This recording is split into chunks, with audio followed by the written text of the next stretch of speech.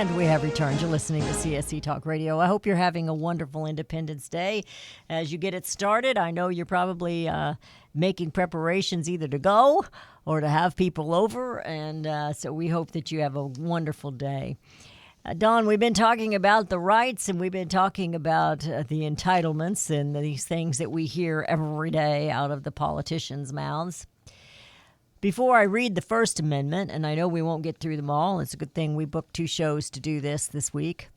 But when I have a little book here called the Citizens Rule Book, and it has some stories in there, some history, and it talks about the event prior to Patrick Henry's famous speech that included "Give me liberty or give me death." He had witnessed a man being flogged, being whipped, and severely whipped. So when I said in the opening that it was a brutal king, you can believe me that it was a brutal king. He ruled by fear and brutality. Yes. So Patrick Henry asked, go ahead, quickly. Go ahead. No, not quickly, but go ahead. Patrick Henry, may I just say reiterate some of his speech at this time? It's Sure. Just 2 minutes. Sure. March 20th, 1775, in a church in Richmond, Virginia, Patrick Henry stood before his peers and he said, "Is life so dear? Is peace so sweet as to be purchased at the price of chains and slavery? Forbid it, Almighty God. I know not what course others might choose, but as for me, give me liberty or give me death." He witnessed this man being flogged, being whipped, and the man did die from his beating.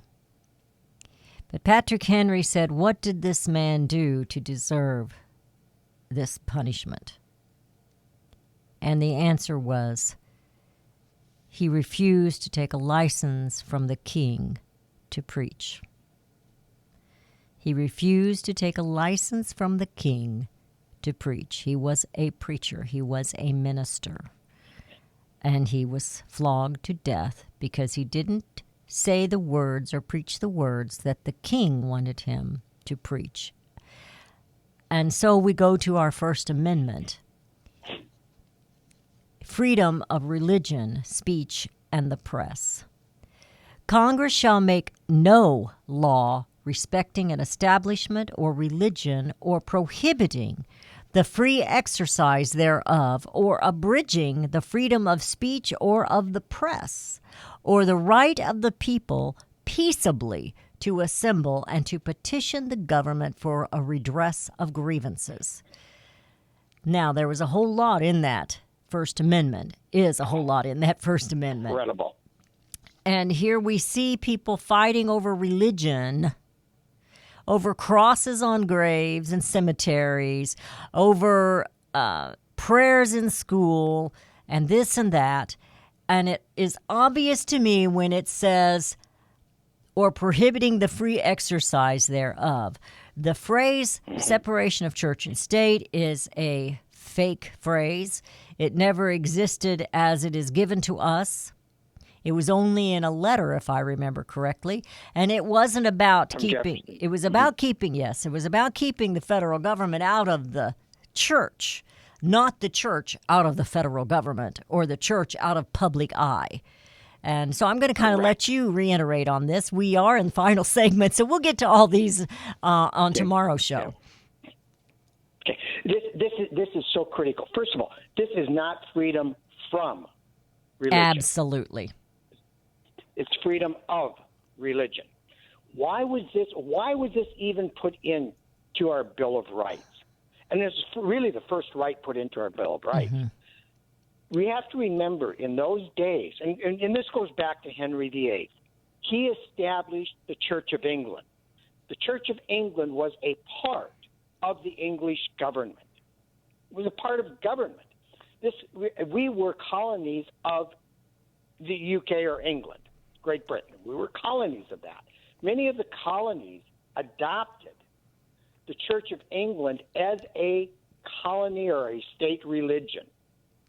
There were 5 of them, I believe. Some of the colonies actually adopted a different religion as a state or a church religion.